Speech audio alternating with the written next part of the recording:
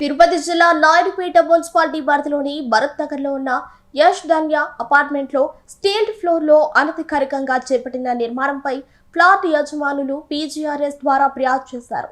ఈ ఫిర్యాదును మున్సిపల్ అధికారుల ద్వారా విచారణ చేయగా స్టీల్ ప్రాంతాల్లో చేపట్టిన నిర్మాణం పూర్తిగా అనధికారమని నిర్ధారణ అయింది. అందువల్ల చట్ట నిబంధనల ప్రకారం మున్సిపల్ అధికారులచే చట్టబద్ధమైన కూల్చివేత చర్యలు చేపట్టడం జరిగింది.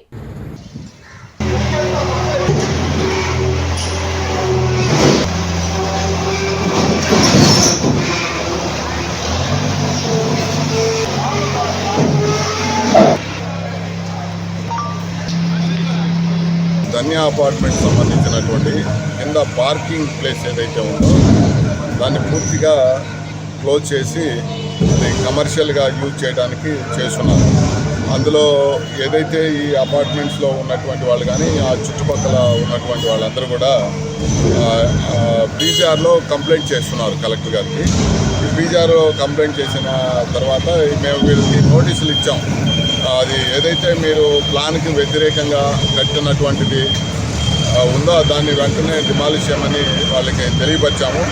అయినా కానీ వాళ్ళలో స్పందన రాకపోవడం వల్ల ఈరోజు మేము పోలీస్ వారి సహకారంతో మరి మా టౌన్ ప్లానింగ్ సిబ్బంది అందరూ కూడా టీపీఓ గారు, టౌన్ ప్లానింగ్ సెక్రటరీస్ అందరూ కలిసి ఈరోజు వీటిని డిమాలిష్ చేయడం జరిగింది.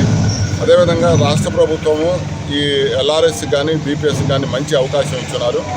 ఈ ఎవరైతే ఒక ఫ్లోర్ తీసుకొని అడిషనల్ ఫ్లోర్లు కట్టినటువంటి వాళ్ళు కానీ అదేవిధంగా రెసిడెన్షియల్ నుండి కమర్షియల్గా చేసినటువంటి మార్పు చేసుకున్నట్టు కన్స్ట్రక్షన్ చేసినటువంటి వాళ్ళు కూడా బీపీఎస్లో అదేవిధంగా లేఅవుట్స్ సంబంధించినటువంటి కూడా ఎల్ఆర్ఎస్లో అవకాశం ఉంది. అన్నీ సద్వినియోగం చేసుకోవాల్సిందిగా కోరుతున్నాం.